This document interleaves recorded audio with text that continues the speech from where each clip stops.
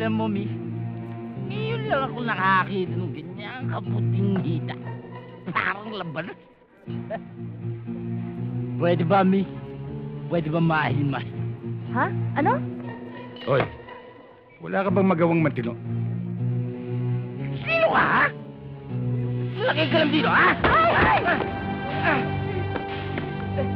Uli-uli, pag iinom ka, ilalagay mo sa tiyan mo. Huwag sa ulo!